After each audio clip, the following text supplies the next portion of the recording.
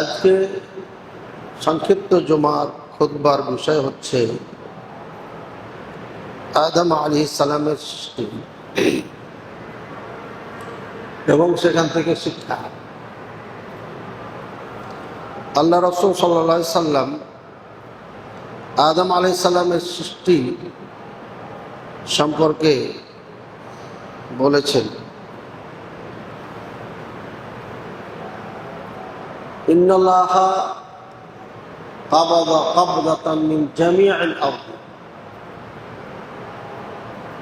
আল্লাহ তাআলা পৃথিবীর সমস্ত জায়গা থেকে এক মুষ্টি মাটি নেন। এই এক মুষ্টি মাটি থেকে আল্লাহ তাআলা আদম আলাইহিস সালামকে সৃষ্টি করেন।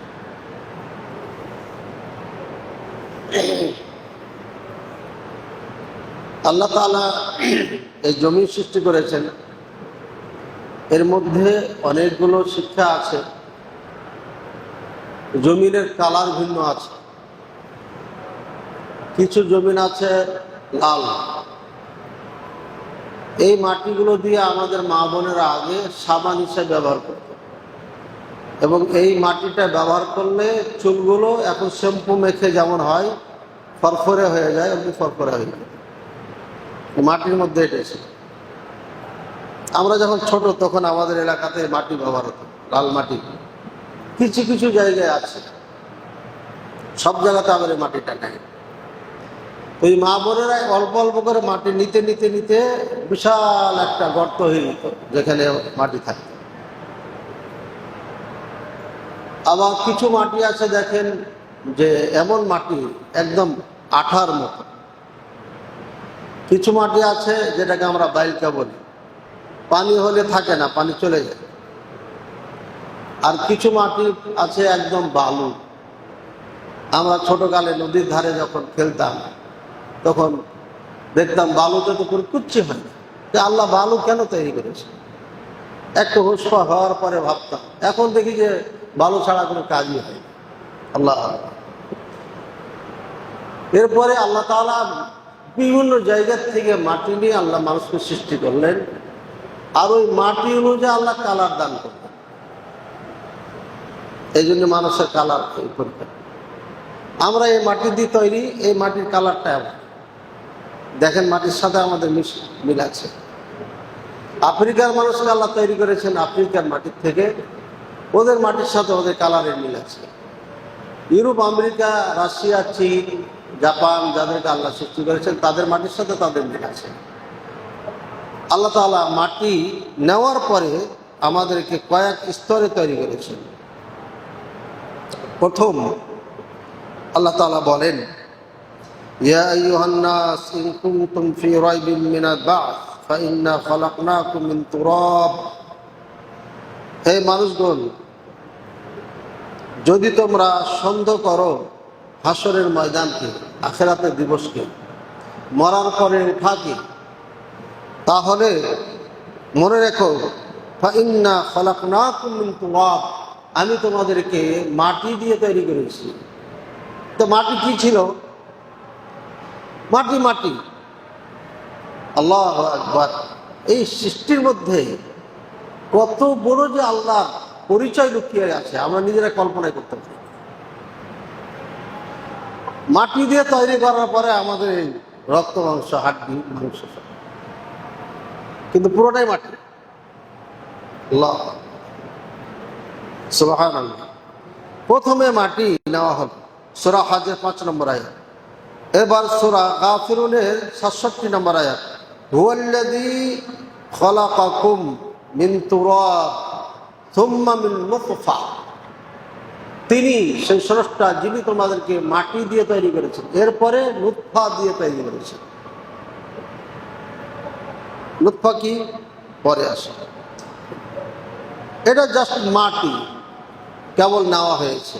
এরপরে দ্বিতীয় স্তরে আল্লাহ বলছেন, ইন্না খালাকনাহুম মিন তিনিল লাযিব, আমি তাদেরকে তিনে লাযিব দিয়ে সৃষ্টি করেছি। তিনে লাযিব কাকে বলা হয়? তিনে লাযিব বলা হয় ওই মাটিকে যেটাকে পানি মিশ্রণ করা হয়। এবার মাটিটাকে পানি দিয়ে সানা হয়েছে, তাহলে মাটির মধ্যে পানি মিশ্রণ আছে। বোঝা যাচ্ছে যে কোনো জিনিস পানি ছাড়া হয় না, পানির খুব দরকার আছে। আমরাও পানি ছাড়া চলতে পারি না, এই বিল্ডিংটাও পানি ছাড়া হয় না।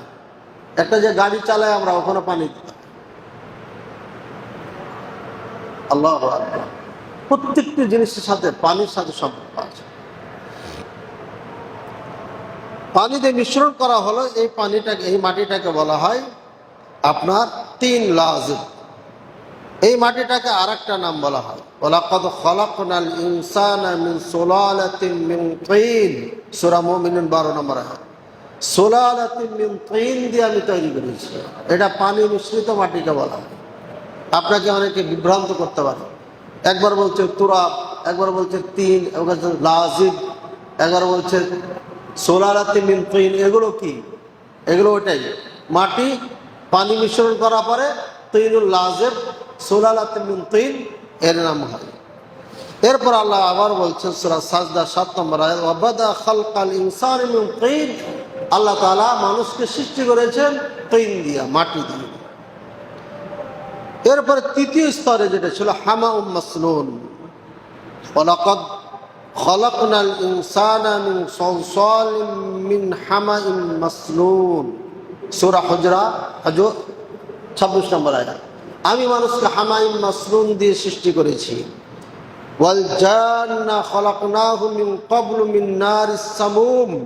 আমি মানুষকে নারিস সামুম দিয়ে সৃষ্টি করেছি। এর আগে ওয়াইদ ক্বালা রাব্বুকা লিল মালাইকাতি ইন্নী খালিকুম বাশারাম মিন সালসালিম মিন হামাইম মাসনুন। আমি মানুষকে হামাইম মাসনুন দিয়ে সৃষ্টি করেছি। শর্টে বলছি, সূরা হুজুর 28 নম্বর আয়াত। ফাইজা সাওয়াইতুহু ওয়া নাফাখতু ফীহি মির রূহি ফাকাউ লাহু সাজিদিন। যখন তাকে কমপ্লিট তৈরি করা হয়, রূহ দিয়ে আমি রূহ দেওয়া হয়, তখন সিজদায় পড়ে যায়। সূরা হুজুর 29 নম্বর আয়াত। এই আপনার হামাইম মাসনুন বলা হয় পানি মিশ্রণ করার পরে এটা তিনের লাজিম, এরপরে একে রেখে দেওয়া হয়। রেখে দিলে এই মাটির গ্রান পরিবর্তন হয়ে যায়, একটা গন্ধ তৈরি হয়। এই যে গন্ধ তৈরি হয়, যারা ধান ক্ষেত করেছেন তারা জানেন, আবাদ করার পরে মাটিটাকে উপযুক্ত করার পরে পানি দিয়ে 1 সপ্তাহ রেখে দেওয়া হয় পুরো জমিনটাকে।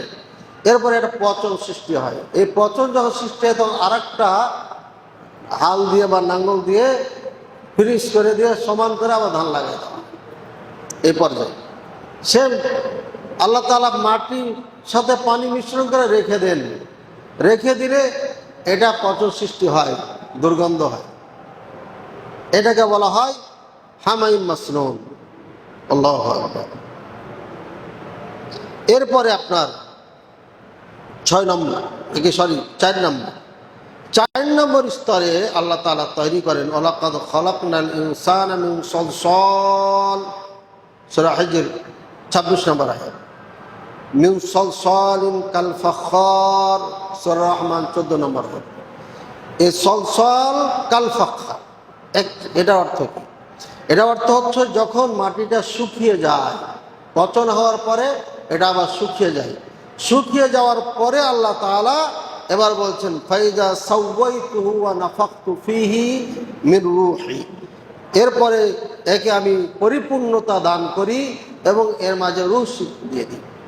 আল্লাহ তাআলা একে আদম আলাইহিস সালামকে সৃষ্টি করেন 60 গজ লম্বা, 60 ফিট না, 60 গজ মানে আরো বেশি। 60 গজ লম্বা মানুষ সৃষ্টি করলেন। হাইকাল, এই বডিটা, স্ট্রাকচারটা রেখে দেওয়া হয়, শুকাচ্ছে। ইবলিস চিন্তায় পড়ে গেল, এটা কি? ইবলিস ভিতরে ঘুরে ঘুরে দেখছে, সব দেখেছে কোথায় কি আছে। কত আশ্চর্য যে আল্লাহ কি সৃষ্টি করছেন এটা। ওর মধ্যে খুদবুদি আগে থেকে শুরু হয়েছে, কারণ ফেরেশতা ছাড়া একমাত্র মাখলুক এর মধ্যে জিন জাতির থেকে ইবলিস আছে। এখন যদি আরেকটা মাখলুক চলে আসে, তাহলে তো আরেকজন আসবে, প্রতিদ্বন্দ্বী মনে করছে তাকে। আদম আলাইহিস সালামকে আল্লাহ সৃষ্টি করার আগে পেশ করেছেন ফেরেশতাদের সামনে। ওয়াইয ক্বালা রাব্বুকা লিল মালায়েকাতি ইন্নী জাইলুন ফিল আরদি খলিফা। এখানে অনেকে আমরা বলে থাকি, আমিও আগে বলেছি, যে আল্লাহ ফেরেশতাদের সাথে মশওয়ারা করলেন। এই শব্দ ব্যবহার করা যাবে না। মশওয়ারা কে করে? যার একক ক্ষমতা নাই, এককভাবে কোনো কাজ করতে পারেন না, অক্ষমতা রয়েছে, এই ব্যক্তি মশওয়ারা করে যাতে কাজে ভুল না হয়। কিন্তু আল্লাহ তাআলার এটা নাই। কুল হু আল্লাহু আহাদ, তিনি এক, আল্লাহু সামাদ, তিনি অমুখাপেক্ষী, কারোর মুখাপেক্ষী নয়। সুতরাং তার পরামর্শের কোনো প্রয়োজন নাই। এই যে ওয়াইয ক্বালা রাব্বুকা, যখন আল্লাহ তোমার রব যখন বললেন ফেরেশতাদেরকে ইন্নী জাইলুন ফিল আরদি খলিফা, দেখেন মশওয়ারার কথা এখানে নেই। যখন বললেন আমি একটা খলিফা তৈরি করবো এই জন্য, জাস্ট তাদেরকে বললেন, সংবাদ এটা। এরা বুঝতে পারলো যে জিন জাতি ফাসাদ করেছিল, তারা 2000 বছর ছিল। 2000 বছর পরে এদেরকে আল্লাহ ধ্বংস করেছেন, এই জিন জাতিকে রাখেন। এখানে শিক্ষা আছে, আল্লাহ পাক রব্বুল আলামিন জিন জাতিকে ফেরেশতাদের মাধ্যমে ধ্বংস করছিলেন, আর উম্মতে মুহাম্মাদীকে আল্লাহ ফেরেশতা দিয়ে ধ্বংস করবেন না, একজন আর একজনকে দিয়ে ধ্বংস করবেন। জিন জাতি যখন নষ্ট হয়ে যায় তখন আল্লাহ ফেরেশতাদেরকে পাঠিয়ে ধ্বংস করে দেন। মানুষ যখন নষ্ট হয়ে যায় তখন আল্লাহ তাদের উপরে কাউকে অর্পণ করে দেন, চাপিয়ে দেন। আপনি দেখেন, যে দেশের মানুষ যত খারাপ তাদের উপরে আল্লাহ অত জুলুম চাপিয়ে দিয়েছে।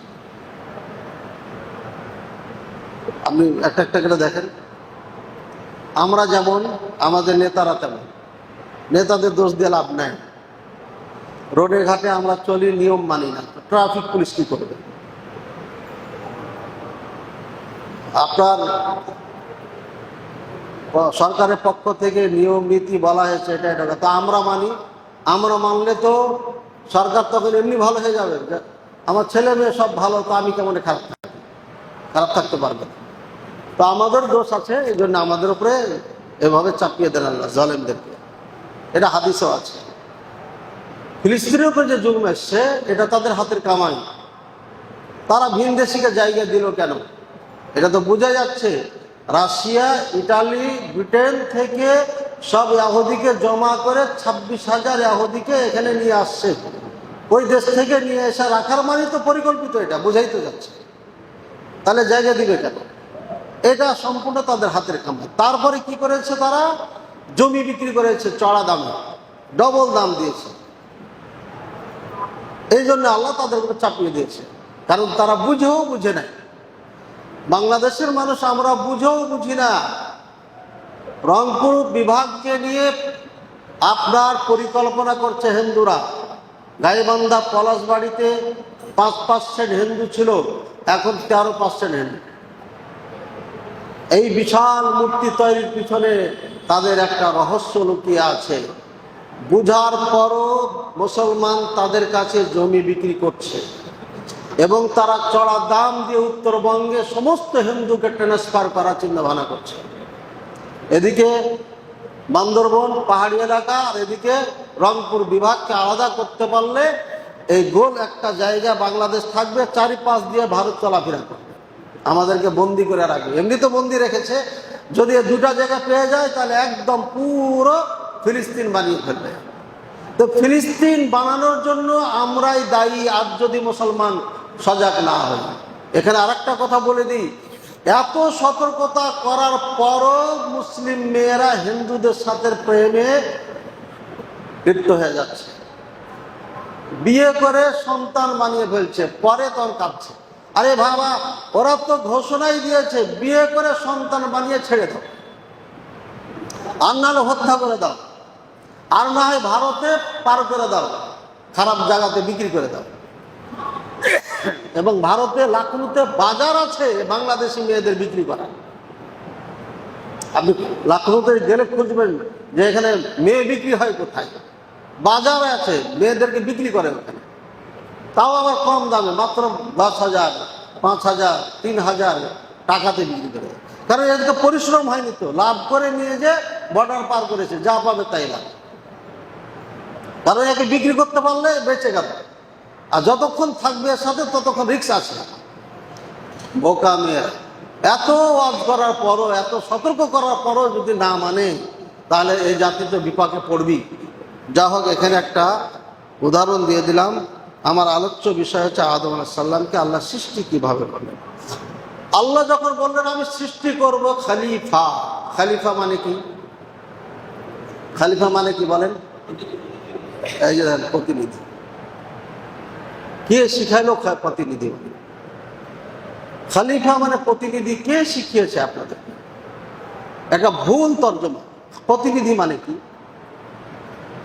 প্রতিনিধি মানে আপনি এখানকার রাজা, আপনি রাজশাহী কন্ট্রোল করতে পারবেন না এখান থেকে, ওই জন্য ওখানে প্রতিনিধি লাগে, ওই জন্য ওখানে অফিস বানানো হয়েছে, ওখানে এমপি বানানো হয়েছে, মন্ত্রী বানানো হয়েছে, বা এসপি, ডিসি, মিসি যা বানানো হয়েছে।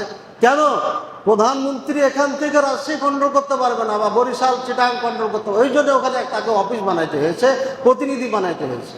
আল্লাহ কি এমন? না, বলেন প্রতিনিধি মানে কি? প্রতিনিধি মানে কারোর পক্ষ থেকে তাকে দায়িত্বশীল বানানো হয়েছে, মানে সে পারে নাই বলে তাকে দায়িত্ব দেওয়া হচ্ছে যে তুমি এগুলো দেখাশোনা করো। আল্লাহ খলিফা বানাননি, প্রতিনিধি বানাননি, খলিফা বানাচ্ছে। খলিফার মানে হচ্ছে খালাইফ, বহুবচন খালাইফ। ওয়াজআলনাকুম খালাইফা ফিল আরদি, আমি জমিনে তোমাদেরকে খালাইফ বানিয়েছি। খালাইফ মানে এখানে তো বহুবচন হয়ে গেল, তাহলে খলিফা তো হলো না। তাহলে কি আমরা সবাই খলিফা? না। খালাইফ বলা হয় একটার পর একটা যে সৃষ্টি জীবের আপনার আগমন, এটাকে বলে পরের পর পরস্পর পরস্পর যে একটা সৃষ্টি জীব আসতে থাকে, এটাই হচ্ছে খলিফা, প্রতিনিধি নয়। আমি একটা জাতি তৈরি করব, এটা পরস্পর ভাবে যুগের পর যুগ চলতে থাকবে, এটা আর অর্থ এটা। এবং কোরআনে এক জায়গায় 5টি আয়াত আছে এই মর্মে। আল্লাহ তাআলা আমাদের বোঝার তৌফিক করেন। খলিফা বানাবো, তখন তারা বুঝে নিল এটা একটা জাতি বানাবেন আল্লাহ, আল্লাহর ইবাদতের জন্য। তখন তারা বলছে নাহনু নুসাব্বিহুকা, আমরাই আপনার বড়ত্ব বর্ণনা করি, করতে থাকো। অনুকদ্দিসু লাক, আপনাকে আমরা পবিত্র বানাবো, মর্যাদা আমরা দিব। আপনি এদের তৈরি করেন না, এরা তো ফাসাদ করবে। তারা কি গায়েব জানতো না? জিন জাতি ফাসাদ করেছে, এই জন্য এরা জানে যে এরাও ফাসাদ করবে, তাই বলেছে অভিজ্ঞতা। আল্লাহ বলছে ইন্নী আ'লামু মা লা তা'লামুন, আমি যা জানি তা তোমরা জানো। ইন্নী আ'লামু মা লা তা'লামুন, আমি যা জানি তা তোমরা জানো না। সুতরাং তোমাদের পরামর্শ এখানে আমার দরকার নেই, পরামর্শের জন্য তোমাদেরকে বলিনি আমি, জাস্ট খবর দিয়েছি আমি এটা করব। ওয়া আল্লামা আদম আল আসমাআ কুল্লাহা, এরপর আল্লাহ পাক রব্বুল আলামিন আদম আলাইহিস সালামকে সমস্ত নাম শিখিয়ে দিলেন। ওলামায়ে কেরাম বলেন সেদিন থেকে নিয়ে কিয়ামত পর্যন্ত যা কিছু পৃথিবীতে ঘটবে, আসমান জমিনে, সব কিছুর নাম শিখিয়ে দিয়েছেন। বলেন সুবহানাল্লাহ। সুম্মা আরাদাহুম আলাল মালায়েকা ফাকালা আম্বিউনি বিহাউলা, এরপর আল্লাহ পেশ করছেন ফেরেশতাদের সামনে, এটা খবর দাও, এটা কি, এগুলো নাম বলো। ওরা বলছে জানি না, আপনি সব কিছু জানেন, আপনি যতটুকু শিখেছেন আমি তত জানি। তখন আল্লাহ বললেন ইয়া আদম আম্বিউহুম বিআসমাইহিম, আদম জানিয়ে দাও তাদের। এরপরে আদম আলাইহিস সালাম বলে দিলেন।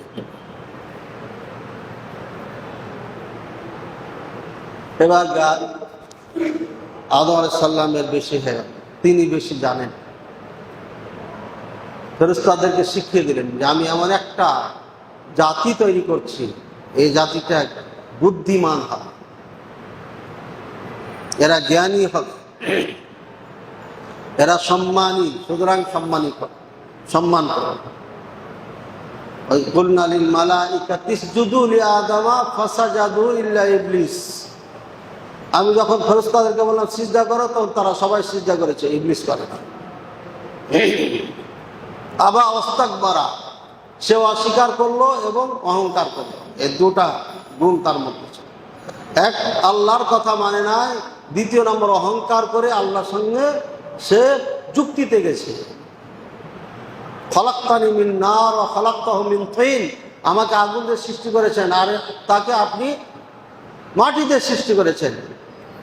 আমাদের ওস্তাদেরা বলেছেন ইবলিসের চোখে আগুন ছিল বেশি দামি সম্মান, কারণ আগুন জ্বালিয়ে দিলে উপরে উঠে আর মাটিকে উপরে দিলে নিচে আসে। কিন্তু বাস্তব এটা না, বাস্তব হচ্ছে আগুন থেকে মাটি অনেক গুণে দামি। কেন দামি? মাটির থেকেই আগুন তৈরি হয়েছে, এই মাটির থেকেই পাহাড় পর্বত তৈরি হয়েছে, পাথর তৈরি হয়েছে। এই একটা পাথরকে আরেকটা পাথরের সাথে ঘষা দিলেই আগুন ধরে দিত, আগে এইভাবে আগুন ধরেছে। তাহলে মাটির থেকেই তো সব হয়েছে, এই মাটির থেকেই আগুনের জন্ম হয়েছে। কাজে এটা আসল, এটাই সম্মানী, আগুন সম্মানী। আল্লাহ পাক রব্বুল আলামিনকে ইবলিস যেটা বুঝাচ্ছিল সেটা ইবলিসের জ্ঞানের পরিধি যতটুকু ছিল অতটুকু হিসাবে বলেছে। কিন্তু বাস্তবে আপনার মানুষই সম্মানী, এই মাটি হচ্ছে সম্মানী। আর দেখেন মাটি ছাড়া কোনো কিছুই হবে না, যা কিছু ঘটছে মাটির ওপরেই ঘটছে। সুতরাং মাটির ওপরে কোনো কিছুই নাই, সব থেকে মাটি হচ্ছে দামি জিনিস।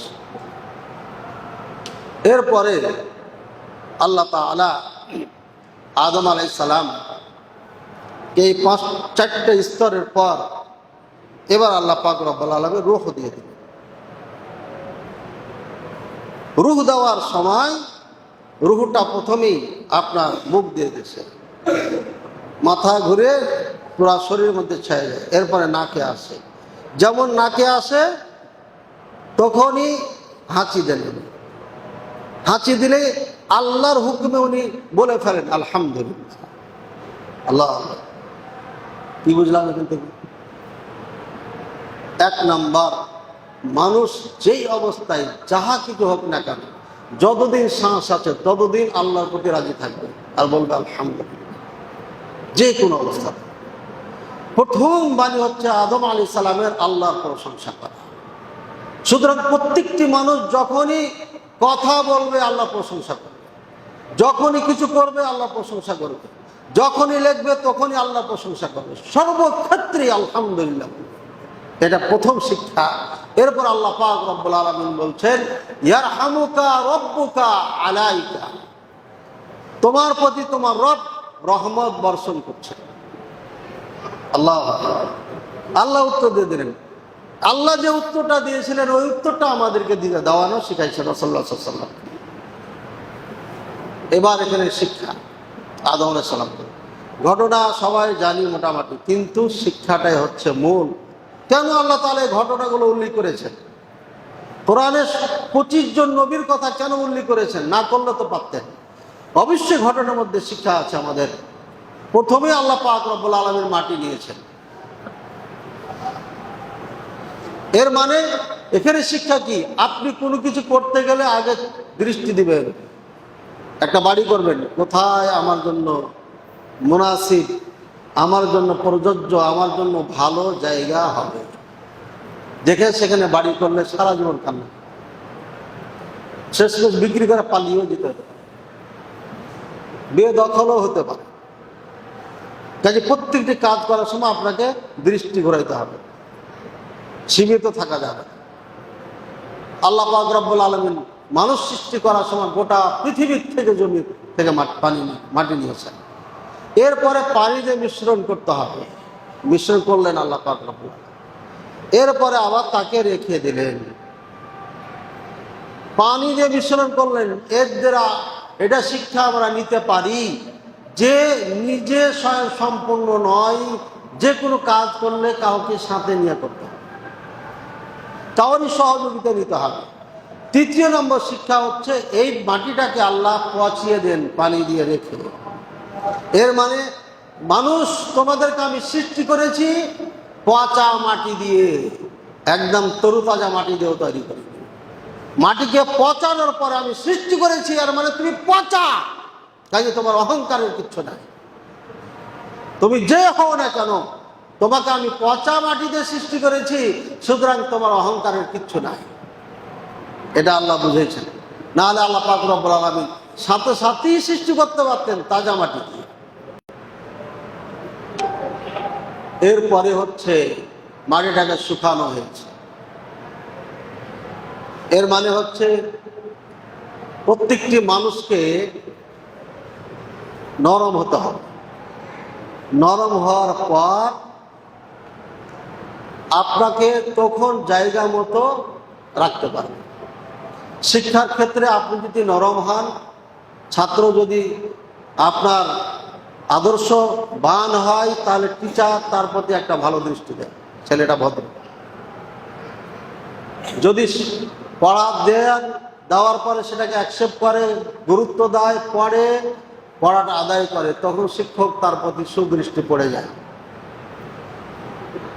তো আমাদেরকে আল্লাহ নরম করেছেন পানি দিয়ে। এর মানে আমরা সব ভালোগুলোকে গ্রহণ করব, যেটা আমার জন্য আপনার জন্য করলাম সেটাকে গ্রহণ করতে হবে। এরপর আল্লাহ পাক রব্বুল আলামিন এটাকে শুকান একটা পর্যায়ে নিয়ে আসার পরে তখন আপনার আমাদের হাইকাল তৈরি করেন। এরপরে আল্লাহ পাক রব্বুল আলামিন রূহ দিয়ে দিলেন মানুষের কাছে। সুবহানাল্লাহ, সুবহানাল্লাহ, হাযা খালকুল্লাহ, এটাই হচ্ছে আল্লাহর সৃষ্টি। মাটি দিয়ে আল্লাহ পাক রব্বুল আলামিন এত সুন্দর মানুষ তৈরি করেছেন। পৃথিবীতে আল্লাহ এত সুন্দর মানুষ তৈরি করেছেন, দেখলে আপনি দৃষ্টি ফিরাইতে চাইবেন না। এই মাটি দিয়ে আল্লাহ পাক রব্বুল আলামিন তৈরি করেছেন। আবার এই মাটি দিয়ে আল্লাহ তাআলা আফ্রিকার মানুষকে সৃষ্টি করেছেন। এমন ভাবে সৃষ্টি করেছেন তার দাঁত ছাড়া কোনো কিছুই সাদা নেই, সব কালো। কালো তো কালো আছে, বাংলা ভারতের কালো না, এমন কালো যে খসখসা কালো। এই কালোর মধ্যে আকর্ষণ নেই। শুধু তাই না, আল্লাহ তাআলা তাদেরকে সৃষ্টি করেছেন ঠোঁটগুলো মোটা মোটা, আঙ্গুলগুলো চারটা ম্যাপটা, কোনো সিস্টেম নাই। আবার এর মধ্যে ভালো আছে। আবার কিছু মানুষ আছে বেখাপ্পা দেখতেও লাগে, যদি এটা বলা ঠিক না, মানে আল্লাহর সৃষ্টি এটা। আল্লাহ পাক রব্বুল আলামিন এইভাবেই তৈরি করে দিয়েছে। মানে অহংকার করো না, একই মাটি দিয়ে আমি তোমাদেরকে তৈরি করেছি। দেখো তোমাকে আমি এত সুন্দর বানিয়েছি, আর ওকে আমি এমন কালা কুচকুচে বানিয়ে দিয়েছি, দেখতেও ভালো লাগে। শুধু তাই না, আফ্রিকার মানুষদের পাশে দাঁড়ালে একটা গন্ধ পাবেন, এই গন্ধটা পৃথিবীর কোনো মানুষের কাছে পাবেন। বলতে ইযহাব ইলা হাউলাই, তুমি চলে যাও এদের কাছে, ওই যে ফেরেশতারা বসে আছে, যে ওদেরকে সালাম দাও। আদম আলাইহিস সালাম সালাম দিলেন, আসসালামু আলাইকুম ওয়া রাহমাতুল্লাহ। ফেরেশতারা উত্তর দিলেন, ওয়া আলাইকুম আসসালাম ওয়া রাহমাতুল্লাহি ওয়া বারাকাতুহু। ওয়া বারাকাতুহু বাড়িয়ে দিলেন।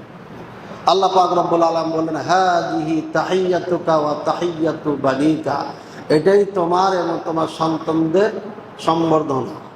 সাক্ষাৎ হলে এই কথাই বলবেন। সৃষ্টির শুরু লগ্নে আল্লাহ তাআলা আমাদেরকে শিখাই দিলেন এভাবেই সালাম দেওয়া।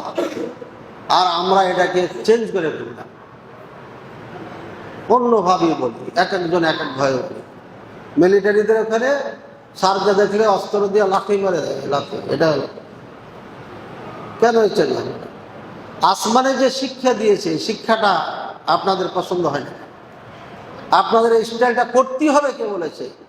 ইউরোপ আমেরিকা কাফের বল করে, তাই আপনারাও করবেন না। আপনারা ইসলামের উপর থাকেন।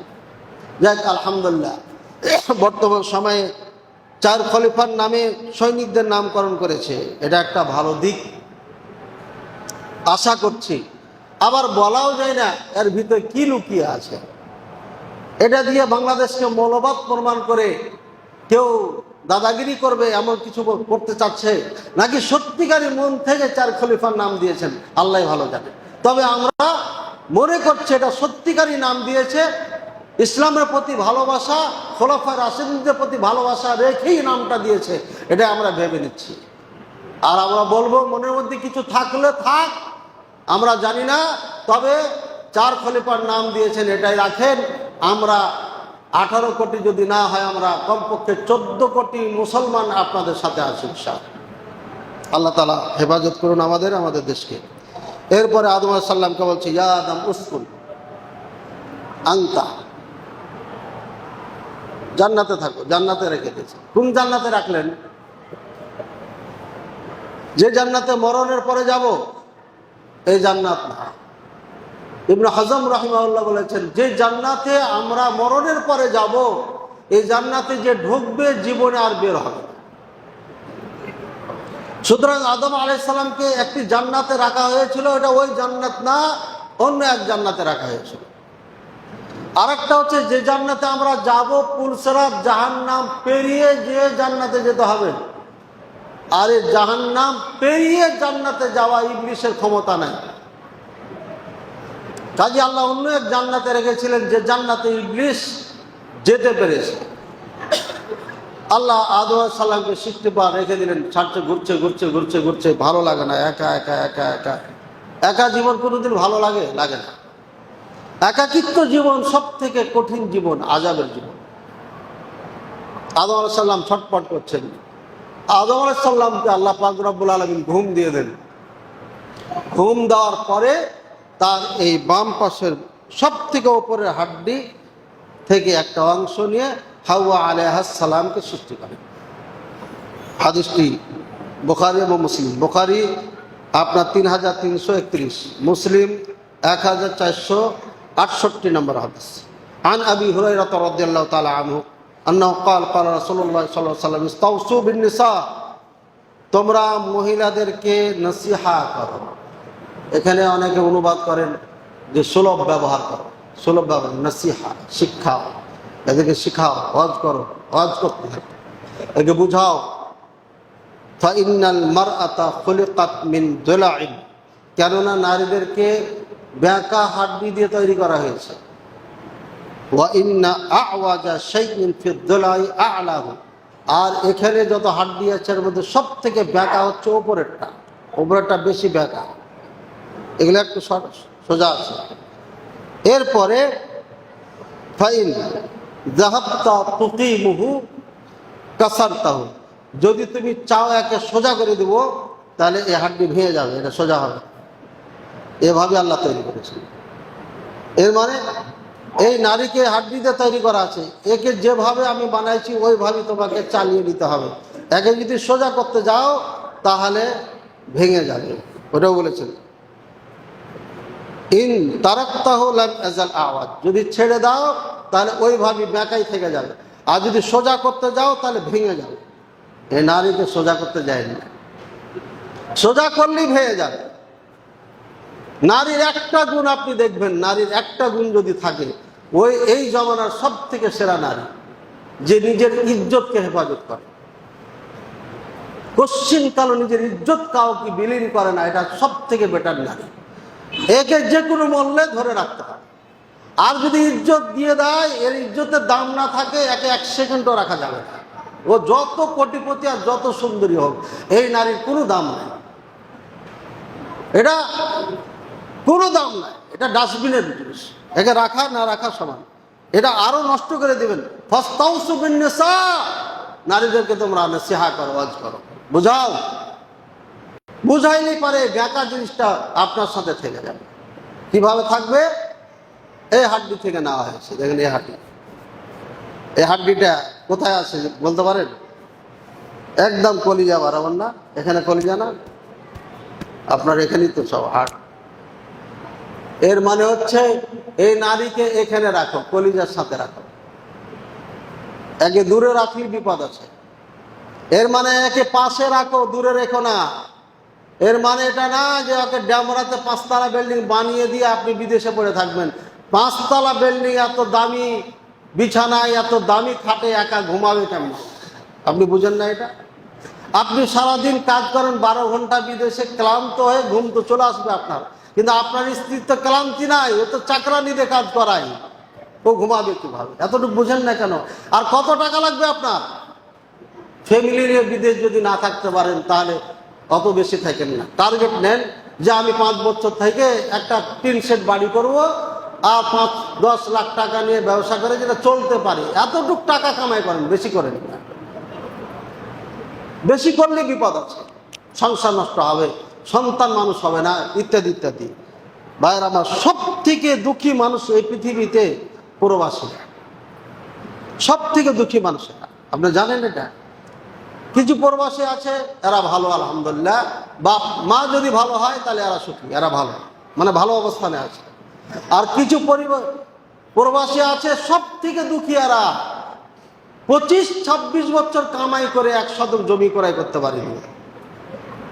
বাপ মা ভাই বোন সবকে দিতে দিতে দিতে দিতে দিতে 25 বছর কেটে গেছে এই মামার। স্ত্রীরও পেট ভরে না, 3টা মাত্র মেয়ে, ঢাকায় থাকে, বাড়ি গ্রামে, একদম গ্রামে। 26 বছর পরে আমার সাথে দেখা হয়, মামা 1 শতক জমি ক্রয় করতে পারে নাই।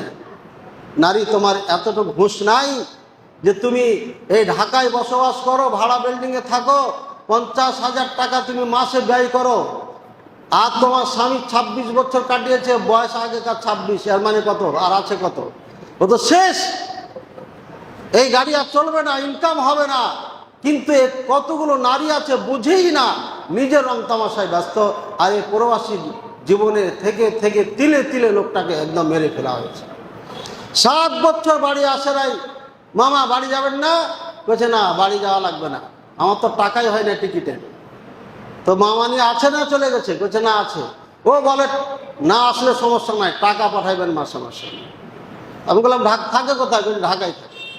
বুঝছেন, এই ড্যামরা এলাকাতে বেশি থাকে। কেন ঢাকায় থাকবে? ম্যাজিস্ট্রেট বানাবেন ছেলে মেয়েকে? ছি ছি ছি ছি। গ্রামে থাকলে সমস্যা কোথায়? গ্রাম থেকে ভালো হয় না? আমি তো গ্রামে লেখাপড়া করেছি। এরপরে যখন হুঁশ হলো, বুদ্ধি হলো, দূরে গেলাম। যত নেতা আছে সব গ্রামে বাড়ি, দেশ যারা চালায় সব গ্রামে বাড়ি। প্রেসিডেন্ট জিয়াউর রহমানের গ্রামের বাড়ি। একটা গাড়ি ঢুকলে আরেকটা গাড়ি ক্রসিং করতে পারে না এই রাস্তায়। ওনার গ্রামে আমি মাহফিল করেছি, ভাইয়ের আমার বাড়িটাও দেখেছি। তো সবই তো গ্রামে, গোপালগঞ্জ তো গ্রামে, শেখ মুজিবুর রহমান। তো গ্রামের ছেলেপেলে মানুষ হয়, ওরা শয়তানি কম করার সুযোগ পায়। কিন্তু এই যে টাকা খরচ করা জায়গা নেই গ্রামে, তাই শহরে আসে। প্রবাসীদের জন্য এই ওয়াজটা করে দিলাম, সাবধান, সবকিছু যাতে সাবধান থাকতে হবে। আল্লাহ তাআলা বুঝাতে বিধান করে। ভাইয়ের আমার, নারীদেরকে রাখতে হবে এখান থেকে দূরে রাখলেই বিপদ আছে। আর নারীদের জন্য শিক্ষা হচ্ছে কি, আমার হাড্ডি দিয়ে তোমাকে আল্লাহ তৈরি করেছে, সুতরাং এই হাড্ডিতে যেন কেউ টাচ না করে। টাচ করলে পারে এই হাড্ডি আমার দরকার নেই, এই হাড্ডি আউট হয়ে। বুঝেছেন তো কথা? আল্লাহ পাক রব্বুল আলামিন বুঝার তৌফিক দান করুন। এবার আদম আলাইহিস সালাম যখন ঘুম থেকে উঠছেন, তো দেখছে একটা সুন্দরী নারী। এত সুন্দরী, পৃথিবীতে এমন সুন্দরী নারী আসে না। আর এদিকে আদম আলাইহিস সালাম শ্যামলা, আমার কালারে।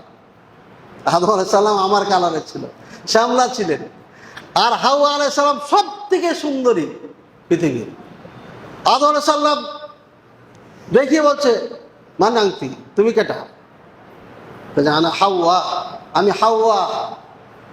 বলছে কি বুঝলেন এখান থেকে?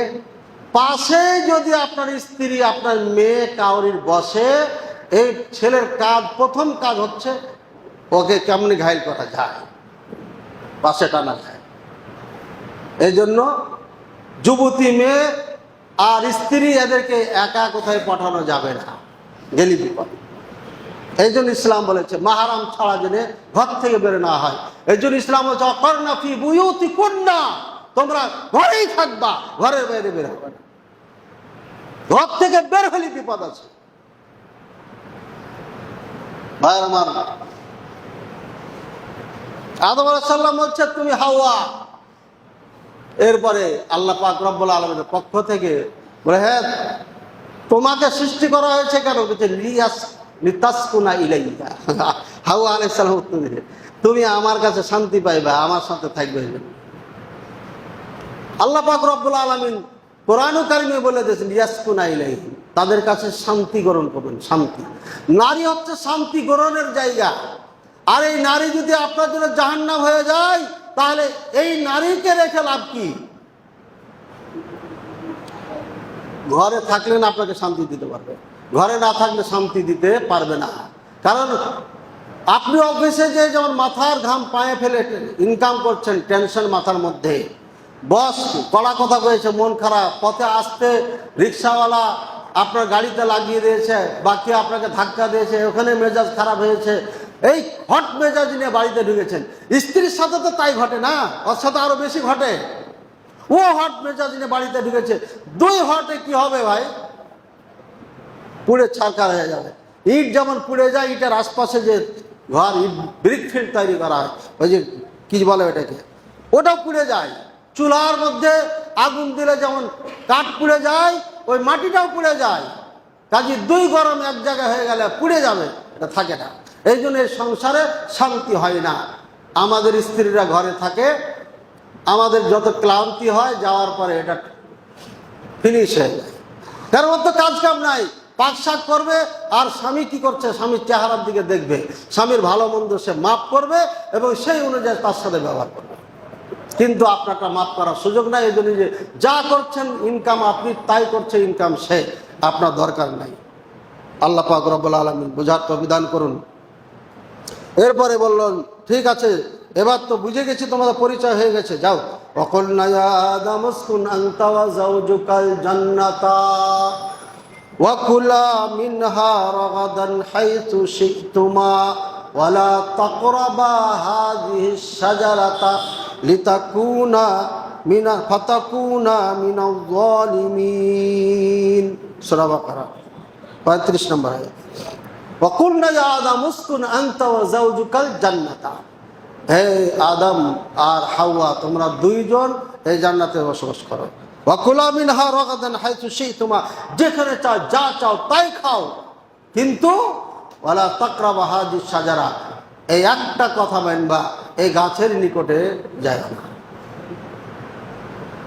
ফাতাকুনা মিনাজ যালিমিন, যদি যাও তাহলে জালেমে পরিণত হবে। মানে আমার নিয়মকে, আমার অর্ডারকে, আমার আইনকে তোমরা প্রত্যাখ্যান করবা, আর প্রত্যাখ্যান করলেই তখন জালেমের কাতারে নাম চলে যাবে। সুতরাং সাবধানে থাকো। আছে ফাযাল্লাহুমা শাইতান, কিন্তু শয়তান ওদেরকে ওঠে থাকতে দিল না, ওখান থেকে সরিয়ে দিল। ফাখরাজাহুমা মিম্মা কানা ফি, যেই নিয়ামতের মধ্যে তারা 2 জন ছিল, এই নিয়ামত থেকে তাদেরকে বের করে দিল। আল্লাহু আকবার। কেমন? ফাওয়াসওয়াসা লাহুমা শাইতান, কিভাবে বের করে? দেখেন, শয়তান 2 জনকে যে বলছে, কি বলছে? মা নাহাকুমা রব্বুকুমা আন হাযিহিশ শাজারা, তোমাদের 2 জনকে এই গাছের থেকে নিষেধ করেছেন, দূরে থাকতে বলেছেন। এটা এই কারণে বলেছেন, যদি যাও তাহলে 2 জন তোমরা ফেরেশতা হয়ে যাবে, অথবা চিরস্থায়ী হয়ে যাবে এখানে। আনতাকুনা মালাকাইনি আও তাকুনা মিনাল খালিদিন, সারা জীবনই এখানে থাকবে, আর বের হওয়া লাগবে। আল্লাহ তাআলা চাই না তোমরা ফেরেশতা হয়ে যাও, অথবা তোমরা চিরস্থায়ী এখানে থাকো, এটা আল্লাহ চায় নাই, তাই নিষেধ করে রেখেছে। মানে এটাই বুঝাতে চাচ্ছে। আমাদের দেখে না, ওই যে মায়ের থেকে মাসির দরদি বেশি। আল্লাহ যে আদেশ করলেন এখানেই যে ধোকা দিচ্ছে। মানে যে সৃষ্টি করলো সে কল্যাণ চাই না, চাই কে? দুশ্মন। ব্যাপারটা মনে হয়ে গেল না? আপনার পিতা মাতা ভাই বোন যারা আছে তারা আপনার কল্যাণ চায় না, আপনার কল্যাণ চাই কে? তৃতীয় এক পক্ষ। ও ফুক মারে, আপনার কানে ফুক মারে, বাপের কানে ফুক মারে, মায়ের কানে মারে, ভাই বোনের কানে মারে, মায়েরা গন্ডগোল লাগে দেয়। তৃতীয় পক্ষকে জায়গা দিবেন না, কখনো দিবেন। কোনো ত্রুটি দেখলে বাবা সরাসরি সন্তানকে বলবে, আর সন্তান বাবাকে বলবে। যদি সত্যিকারী দোষী হয়ে থাকেন তাহলে বাবা হলো স্বীকার করে নিতে হবে এবং ওখান থেকে সরে আসতে হবে। সন্তান করলে তো কথাই নাই, প্রয়োজনে পা ধরে ক্ষমা চেয়ে বাবার সঙ্গে মিশে নিতে হবে। তৃতীয় পক্ষ ঢুকে গেলেই সমস্যা আছে। অনেক সময় আপনার বিয়ে শাদীর ক্ষেত্রে বলে পায়গাম পাঠানো হয়, ঘটক পাঠানো হয়। আপনি যাকে ভালো মনে করে ঘটক পাঠিয়েছেন, সে বলে আপনি ওখানে বিয়ে দিবেন, দিয়েন না, আমাকে বলেছে আমি আসছি। জিজ্ঞাসা করলে বলেন যে আসছি। ও নিজেই নিষেধ করবে আপনাকে। এমন বহু ঘটনা ঘটেছে, যাকে পাঠিয়েছে সে দেখে ওই আবার ওকে আত্মীয় বানিয়ে ফেলেছে, ওকে খবর দেয়নি। বলছে বেশি না 2-3টা মাস থামেন, আমি ভালো জায়গাতে ব্যবস্থা করছি, বা আমার ভাইয়ের সাথে দিচ্ছি, বা এটা ওইটা আপনার সাথে কাট হয়ে গেল। কাজী সাইড নেওয়ার দরকার নাই, সরাসরি নিজেই করেন, যা করবেন নিজে করেন, ওর মধ্যে কল্যাণ আছে।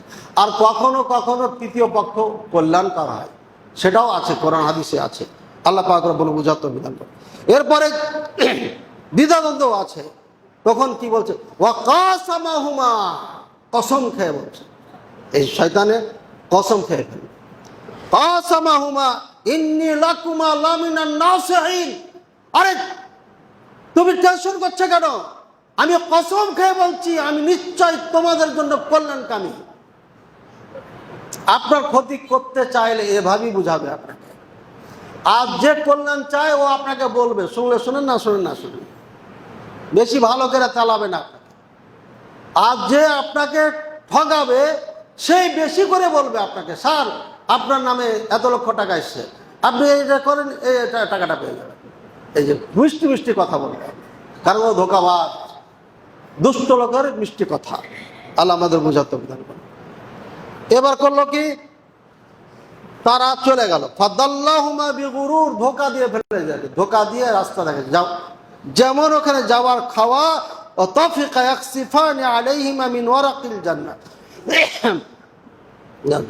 ফালাম্মা যাকা শাজারাতা বাদাত লাহুমা সাওআতুহুমা, যখন তারা এই গাছের থেকে ফল খেয়ে ফেললো, সাথে সাথে তাদের কাপড় খুলে পড়ে গেল।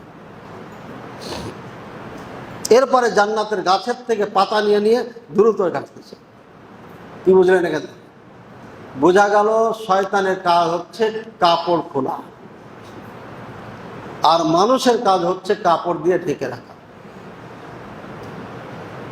স্কুল কলেজে আমাদের উচিত ছিল সমস্ত নারীদেরকে বোরকা পরানো, কিন্তু সরকারিভাবে হোক আর টিচার হোক বা কর্তৃপক্ষ হোক স্কুল কলেজে, এরা আমাদের বোনদেরকে মেয়েদেরকে ন্যাংটা বানিয়েছে। এটা শয়তানি কাজ করেছে। স্কুলের ড্রেস যেটা বর্তমানে, এটা কোনোদিন কোনো নারীর পোশাক হতে পারে না। এটা নিঃসন্দেহে শয়তানের পোশাক। যেই পোশাক দিয়ে নারীর অঙ্গপতন বোঝা যায়, এটা কোনো মানুষের পোশাক নয়, এটা শয়তানের পোশাক। আল্লাহ তাআলা আমাদের বুঝার তৌফিক দান করুন। ইমান নিয়ে, আমল নিয়ে আমার মেয়ে কলেজ ইউনিভার্সিটিতে পড়বে, এই কাজ আমাদেরকে নিজেরা কি করে নিতে হবে। আমার ইজ্জত অনেক দামি, ওখানে শুধু ইবলিস শয়তান আছে আর কেউ নাই। আদম হাওয়া আলাইহিস সালাম দ্রুত গাছের পাতা নিয়ে আপনারই করে, লজ্জা স্থান ঢেকে। শয়তানের কাজ করে, শয়তান তো পালাইছে যে আমি তো সফল হয়ে গেলাম। এবার আল্লাহ তাআলা বলছে, ওয়ানাদাহুমা রব্বুহুমা আলাম আনহাকুমা আন তিলকুমা শাজারা ওয়া কুল্লাকুমা ইন্নাশ শাইতানা লাকুমা আদুব্বুম মুবিন। আল্লাহ ডাক দিয়ে বললেন, আদম হাওয়া, আমি কি তোমাদেরকে নিষেধ করি নাই এই গাছের নিকটে যায় না? আমি তোমাদেরকে নিষেধ করেছিলাম তো এই গাছের নিকটে যায় না, গাছ থেকে কিছু খেও না। আমি কি এটা বলি নাই যে নিশ্চয় শয়তান তোমাদের স্পষ্ট দুশমন? ভাইয়ের আমার, আল্লাহ পাক রব্বুল আলামিন আমাদেরকে স্পষ্ট ভাবে বলে দিয়েছেন শয়তান স্পষ্ট দুশমন। এই শয়তান কখনো আমাদেরকে জান্নাতে যেতে দিবে না।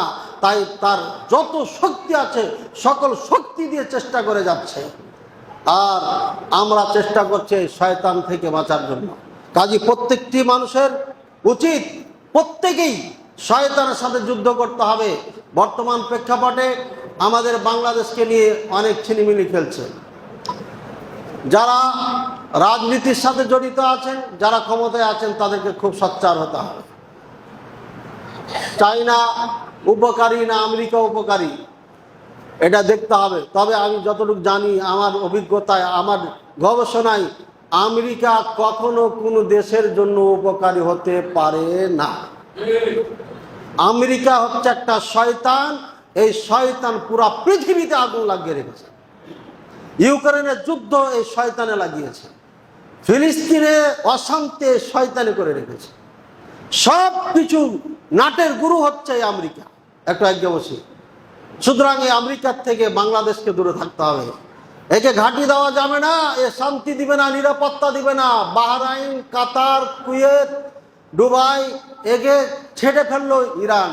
আমেরিকা হাওয়া খাচ্ছে। আমেরিকার জাহাজ বাড়ির সাথে লড়ছে, এখানে বম মারে না ইরান, বম মারে সৌদি আরবে।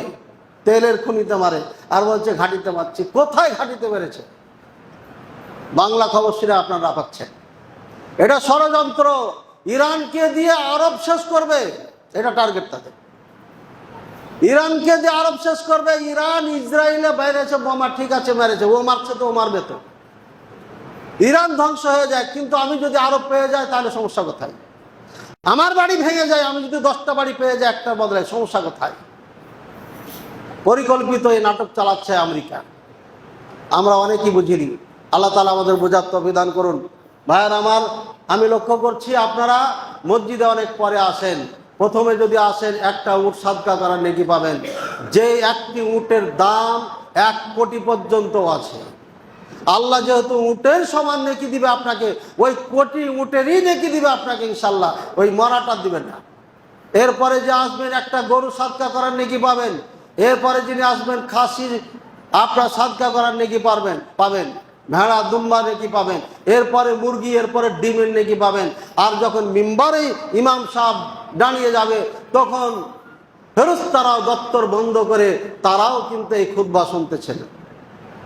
এরপরে যখন আমরা সূরা ফাতিহা পড়ার পরে আমিন বলি, তখন তারাও আমিন বলে, মানে আমাদের সাথে নামাজ পড়ে, সালাত পড়ে। আল্লাহু আকবার। ইন ওয়াফাকা তামিনু তামিনাল মালায়েকা গুফিরা লাহু মা তাকাদ্দাম মিন যামবিহি। এই ফেরেশতাদের আমিনের সাথে যদি আমাদের আমিন মিলে যায়, তাহলে আল্লাহ সব গুনাহ মাফ করে দেন। সুবহানাল্লাহ, কত বড় ফজিলত আমিনের! কিভাবে বলবেন ফেরেশতাদের সাথে? আল্লাহ রাসূল সাল্লাল্লাহু আলাইহি ওয়াসাল্লাম বুখারীতে সূত্র বলে দিয়েছেন, ইজা আম্মানাল ইমাম ফা আমিনু। ইমাম যখন আমিন বলবে, তখন তোমরাও আমিন বলো। এর মানে কি? তোমরা মানে তোমরাও বলো, মানুষ ফেরেশতারাও তোমরাও বলবে। সূত্র এটা, ইমাম বললে আপনাকে বলবে। সুতরাং ফেরেশতাদের সাথে মিল করার জন্য সূত্র এটাই, ইমামের সাথে সাথে আমিন বলতে হবে। এবং এটাই রাসূলুল্লাহ সাল্লাল্লাহু আলাইহি ওয়াসাল্লাম আদেশ করেছেন। আমরা ইনশাআল্লাহ এই সুন্নাত পালন করব। ইহুদিরা 4টি জিনিসে খুব খেপে, একটা সালাম দিলে সহ্য করে না, জলে এরা কাতা সোজা করি আমরা নামাজে। এই কাতা সোজা করা ওদের জন্য যে এত জ্বলন, আপনি বুঝতে পারছেন না, খুবই জ্বলে এটাতে। আরেকটা হচ্ছে কি, আমিন বললে জ্বলে, আমিন বললে জ্বলে। আরেকটা কি, ওই যে আমরা সালাতে রব্বানা লাকাল হামদ বলি, সম্ভবত এটা এখানে একটু সন্দেহ হচ্ছে, এই তখন তারা আপনার জ্বলে। এই 4টা জিনিস এরা খুবই জ্বলে। কাজে যার যে জ্বলন আছে, সমস্যা আছে, এটা জ্বলা যাবে না। এটা মুসলমানদের শিয়ার, এটা মুসলমানদের পরিচয়। কাতারবদ্ধ হবে, একদম গায়ে গায়ে লাগিয়ে বসে, শয়তানের জন্য ঢোকার কোনো সুযোগ না থাকে। দেখা হলে সালাম দিতে হবে, এটা শিয়ার, মুসলমানদের পরিচয়। তারপরে আপনার আমিন বললে আমিন বলতে হবে, এটাই মুসলমানদের পরিচয়। সুতরাং এখানে কার্পণ্য করা যাবে না। আল্লাহ পাক রব্বুল আলামিন আমাদের সবাইকে বুঝার তৌফিক দান করুন। মুখলেস বিন আরশাদ মাদানী নামে আমার পেজ আছে, আইডি আছে, ইউটিউব আছে, এই নামই আছে। আমিন সম্পর্কে, সূরা ফাতিহা সম্পর্কে এগুলো ভিডিও অনেক আছে, অনেক ভিডিও আছে, শুনবেন, ইনশাআল্লাহ পরিষ্কার হয়ে যাবে। আল্লাহ তাআলা আমাদের বুঝার তৌফিক দান করুন। সর্বশেষ এই অত্র মসজিদের কল্যাণ কামনা করি। আল্লাহ তাআলা, আল্লাহ রাসূল সাল্লাল্লাহু আলাইহি ওয়াসাল্লাম বলছেন, এই মানুষকে সৃষ্টি করেছেন, আদম আলাইহিস সালামকে আল্লাহ সৃষ্টি করেছেন। আপনার 360টা জোড় আছে আমাদের বডিতে, 360টা জোড়। রাসূলুল্লাহ সাল্লাল্লাহু আলাইহি ওয়াসাল্লাম প্রত্যেকটি জোড়ে জোড়ে সাদকা করতে বলেছেন। আজকে আপনারা প্রত্যেকটি জোড়ে জোড়ে মানে 360 টাকা দান করবেন। প্রত্যেকে পারবেন না? ইনশাআল্লাহ পারবেন। 360 টাকার কোনো দামই নাই বর্তমান বাজারে। 360 টাকা করে দান করবেন এবং এই মসজিদকে বিশাল মসজিদ বানান। 10 শতক জমি মানে অনেক জমি, এটা বিশাল বিল্ডিং বানান, নাহলে 7 তলা একটা বিল্ডিং বানান। বানানোর পরে এখানে মাদ্রাসা হবে, এটি মাদ্রাসা হবে। খেজুরের চাল দিয়ে, ডাল দিয়ে, খেজুরের গাছের পিলার দিয়ে যদি আবু বকর, ওমর, ওসমান, আলী, খোলাফায়ে রাশিদিন, আশারে মুবাশশিরিন, জান্নাতের সার্টিফিকেট 17 জন সাহাবী তৈরি হতে পারে, যেই সমস্ত সাহাবায়ে কেরাম দিয়ে এই গোটা পৃথিবীকে আমরা দখল করেছিলাম, মুক্ত করেছিলাম কাফেরদের হাত থেকে, এমন যদি সৈনিক তৈরি করা যায়, তাহলে পাকা বিল্ডিং কেন তৈরি হবে না? নিঃসন্দেহে তৈরি হবে। কিন্তু আমরা মুসলমান কাপুরুষ হয়ে গেছি। ইউরোপ আমেরিকার চাপে তাদের কথায় কথা মিলিয়ে, তালে তাল মিলিয়ে আজকে আলেম ওলামাদেরকে হাত পা নড়াইতে দেওয়া হচ্ছে না। ক্যারাটি শিখবে তাও বলে জঙ্গি। আপনার যদি অস্ত্র চালানো শিখে তাহলে তো কোনো কথাই নাই, ঘোড়া পাললেও নাকি জঙ্গি। সাতক্ষীরা না খুলনা একজন ঘোড়া কিনছিল এক হুজুর, সেই ঘোড়াওয়ালাকে ধরে নিয়ে গেছে। ঘোড়া কেন আপনি এত শিখা তাড়িয়ে নিয়ে বেড়াচ্ছেন? কিন্তু আপনি দাড়ি সব কেটে ফেলেন, মাদ্রাসায় পড়েন নাই, মালাউন হিন্দু হয়ে যান, তলোয়ারের আপনি ট্রেনিং দিতে পারবে। বহুত ক্লাব বানিয়ে রেখেছে এই ইসকন সদস্যরা, ইসকনেরা ট্রেনিং নিচ্ছে, আত্মরক্ষার নামে তারা অস্ত্র ট্রেনিং নিচ্ছে, তারপরে তাদের গ্রেপ্তার হয় না, তাদের মন্দিরে পুলিশকে ঢুকতে দেয় না, তারপরে ঢুকতে পারছে না। অথচ মুসলমান আমরা যদি তালওয়ার না লাঠি নিয়ে কিছু করি তাহলে নাকি জঙ্গি হয়ে যায়। পাশ্চাত্যের শিকার আমাদের নেতারা, যার কারণে আমরা আজকে পঙ্গু হয়ে গেছি। ভারত যদি এখন হামলা করে, ইসকন যদি হামলা করে, লক্ষ মুসলমান টিকতে পারবেন না, কারণ তাদের হাতে অস্ত্র আছে। আপনি কিচ্ছু জানেন না, পেস্তুল পায়েও মারতে পারবেন না, জানেন না যে আপনি। এই জন্য সরকারকে বলবো প্রত্যেকটি সন্তানকে ট্রেনিং দিয়ে সৈনিক তৈরি করে, নাহলে দেশ রক্ষা করা কঠিন হয়ে যাবে। এরপরে আপনার মুসলমানদেরকে যে তকমা লাগায় বহির্বিশ্বের কাফেররা, এদেরকে থাবা মারেন, থাবা পর্দা দিয়ে দেন, তোদের এর কথা শোনা যাবে না। আপনি আলেম ওলামাদেরকে লাইসেন্স দেন, যে কারাটি শেখান, কম্পু শেখান, অস্ত্র শেখান। এই আলেম ওলামারা দেশের সাথে কমপক্ষে গাদ্দারি করবে না ইনশাআল্লাহ। আল্লাহ তাআলা আপনাদের সবাইকে আমাদেরকে বুঝার তৌফিক দান করুন। এই দেশ ও জাতির কল্যাণে যাহা কিছু করার দরকার সবটি করতে হবে। আল্লাহ তাআলা আমাদের সবাইকে তৌফিক দান করুন, আমিন।